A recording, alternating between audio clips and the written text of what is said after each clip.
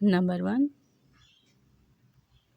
اعوذ باللہ من الشیطان الرجیم، بسم اللہ الرحمن الرحیم، رب اشرح لی صدری ویسر لی امری واحلل عقدۃ من لسانی یفقہوا قولی، آمین یا رب العالمین۔ اللہم صلی علی محمد وعلی آل محمد وبارک وسلم۔ السلام علیکم ورحمۃ اللہ وبرکاتہ۔ جیسا کہ ہم سورۃ النساء کا آیت بآیت ترجمہ و تفسیر کا مطالعہ کر رہے ہیں، تو انشاءاللہ تعالی آج ہم سورۃ النساء کی آیت مبارکہ نمبر 22 کے ترجمہ و تفسیر کو سمجھیں گے۔ تو وہ ٹاپکس جو آج ہم مطالعہ کریں گے وہ ہیں سورۃ النساء کی آیت مبارکہ نمبر 22 کا ترجمہ، اس آیت مبارکہ کا ربط آیت اور اس آیت مبارکہ کی تفسیر و تفصیل۔ تو سب سے پہلے اس آیت مبارکہ کے ترجمے کو سمجھتے ہیں اور چلتے ہیں اپنے فرسٹ پیج کی طرف۔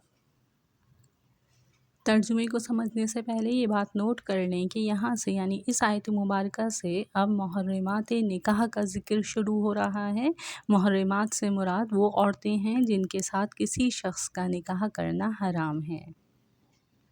تو آئیے اب اس آیت مبارکہ کے ترجمے کو سمجھتے ہیں۔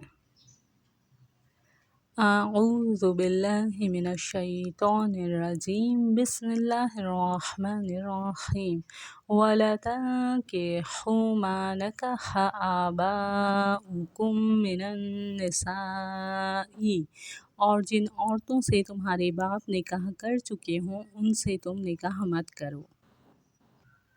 جیسے کہ ہم اس سے پہلی آیت مبارکہ میں پڑھ چکے ہیں کہ ایام جاہلیت میں سوتیلی ماؤں کو نکاح کر کے یا بغیر نکاح کے گھر میں ڈال دیا جاتا تھا۔ ایسے نکاح کو اس معاشرے میں بھی نکاح مقت کہا جاتا تھا، یعنی یہ بہت ہی برا نکاح ہے۔ ظاہر ہے فطرت انسانی تو ایسے تعلق سے ابا کرتی ہے، مگر ان کے ہاں یہ رواج تھا، یعنی زمانہ جاہلیت میں۔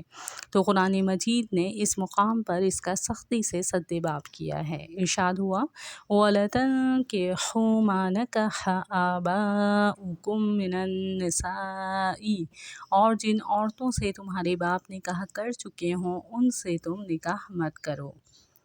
إِلَّا مَا قَدْ سَلَفَ، سوائے اس کے جو ہو چکا۔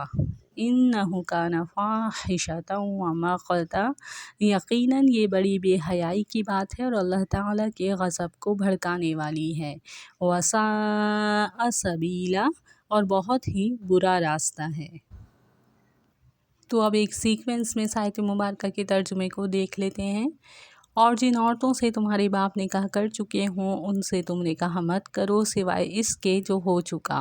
یقیناً یہ بڑی بے حیائی کی بات ہے اور اللہ تعالیٰ کے غضب کو بھڑکانے والی ہے اور بہت ہی برا راستہ ہے۔ اب اس آیت مبارکہ کے الفاظ کے ترجمے کو سمجھ لیتے ہیں۔ سب سے پہلا ورڈ وَلَا تَنكِحُوا، اور نہ تم نکاح کرو، ماں جن سے، نکاح نکاح کیا، آباؤکم تمہارے باپوں نے، من النساء عورتوں میں سے، الا مگر، ما جو، قد سلف تحقیق پہلے گزر چکا، انہو بلا شبہ یہ، کانا ہے، فاحشتاً بے حیائی کا کام، ومقتاً اور ناراضی کی بات، وساء اور برا ہے، سبیلا طریقہ۔ تو اس طرح اس آیت مبارکہ کا ترجمہ مکمل ہوا۔ اب اس آیت مبارکہ کے ربط آیت کو سمجھ لیتے ہیں۔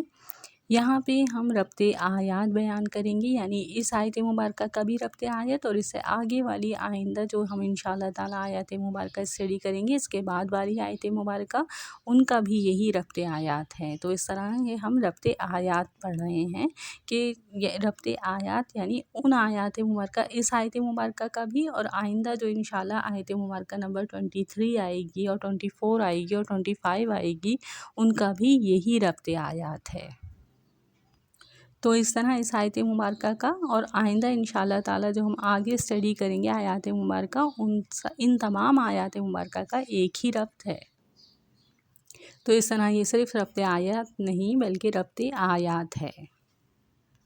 اور ربط آیات اس طرح سے ہے کہ اس آیت مبارکہ سے اوپر جتنی بھی آیات مبارکہ ہم نے اسٹڈی کی ہیں تو ہم نے جانا ہے یہ ہے کہ جاہلیت کی رسوم قبیحہ کا ذکر چلا آ رہا ہے۔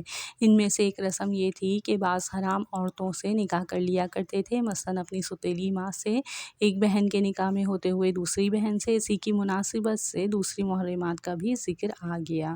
نیز وہ لوگ لے پالک بیٹے کی بیوی سے نکاح کرنے کو حرام سمجھتے تھے، اس کا بھی سد باب فرما دیا گیا، اور اس سلسلے میں بعض ان عورتوں کی حلت کو بھی بیان کیا گیا جن میں مسلمانوں کو شبہ ہوا تھا، مثلاً باندی جو مسلمانوں کے قبضے میں آ گئی ہو اور اس کا پہلا شوہر دارالحرب میں ہو، اسی کے ساتھ نکاح کی شرائط اور اس کے متعلقات مہر وغیرہ کا بھی ذکر آ گیا۔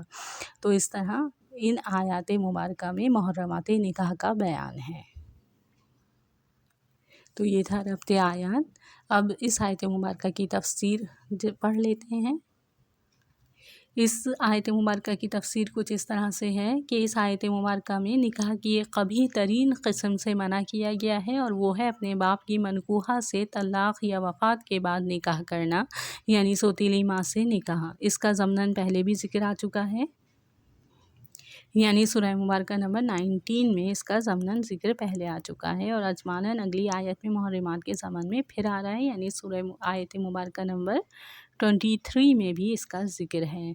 لیکن اس کی شدید ترین قباحت اور بے حیائی کو ظاہر کرنے کے لیے یہاں الگ سے تفصیلاً بھی ذکر کیا ہے، کیونکہ زمانہ جاہلیت میں یہ دستور رائج تھا۔ زمانہ جاہلیت میں سوتیلے بیٹے اپنے باپ کی بیوی سے، سوتیلی ماں سے نکاح کر لیتے تھے۔ اس سے روکا جا رہا ہے کہ یہ بہت ہی بے حیائی کا کام ہے۔ ایک اور بات نوٹ کر لیں کہ وَلَا تَنكِحُوا مَا نَكَحَ آبَاؤُكُمْ کا عموم ایسی عورت سے بھی نکاح کو ممنوع قرار دیتا ہے جس سے اس کے باپ نے نکاح کیا لیکن دخول سے قبل ہی طلاق دے دی۔ حضرت ابن عباس رضی اللہ تعالیٰ عنہ سے بھی یہ بات مروی ہے، اور علماء اسی کے قائل ہیں۔ تو اس طرح اس آیت مبارکہ میں ارشاد ہوا وَلَا تَنكِحُوا مَا نَكَحَ آبَاؤُكُم مِّنَ النِّسَاءِ، مراد ہے کہ اور تم ان عورتوں سے نکاح مت کرو جن سے تمہارے باپ یا دادا یا نانا نے نکاح کیا ہو۔ آگے ارشاد ہے إِلَّا مَا قَدْ سَلَفَ، سوائے اس کے جو ہو چکا، مراد ہے مگر جو بات گزر گئی آئندہ کبھی ایسا نہ ہو۔ تو إِلَّا مَا قَدْ سَلَفَ سے مراد ہے کہ جاہلیت میں جو کچھ ہوتا رہا اس کا مواخذہ نہیں ہوگا، یعنی جاہلیت میں، زمانہ جاہلیت میں جو کچھ تم سے صادر ہوا سو ہوا، اب اسلام لانے کے بعد اس کا مواخذہ نہیں ہوگا، اور آئندہ کے لیے اجتناب لازم ہے۔ آگے اس نکاح کی قباحت کو ان الفاظ سے بیان کیا گیا کہ إِنَّهُ كَانَ فَاحِشَةً وَمَقْتًا وَسَاءَ سَبِيلًا، بلا شبہ یہ بڑی بے حیائی کا کام اور غضب الہی کا سبب اور بہت ہی برا دستور، بری راہ ہے۔ خلاصہ یہ ہے کہ جاہلیت کے زمانے میں اس میں کوئی باک نہیں کیا جاتا تھا کہ باپ کے مرنے کے بعد اس کی بیوی سے نکاح کر لیتے تھے۔ اس آیت مبارکہ میں اللہ پاک نے اس بے شرمی اور بے حیائی کے کام سے منع فرمایا اور اس کو موجب مقت یعنی خدائے پاک کی ناراضگی کا باعث بتایا۔ تو اس طرح اس آیت مبارکہ کی تفسیر مکمل ہوئی۔ اللہ تعالیٰ سے دعا ہے کہ اللہ تعالیٰ اپنے ذکر قرآن پاک نصیحت کے لیے ہمارے دلوں کے کان کھول دے، اور ہمیں اپنی اور اپنے رسول صلی اللہ علیہ وسلم کی فرمانبرداری نصیب فرمائے، اور ہمیں قرآن مجید کے مطابق عمل کی توفیق عطا فرمائے، آمین یا رب العالمین۔ اللہم صلی علی محمد وعلی آل محمد وبارک وسلم۔ السلام علیکم ورحمۃ اللہ وبرکاتہ۔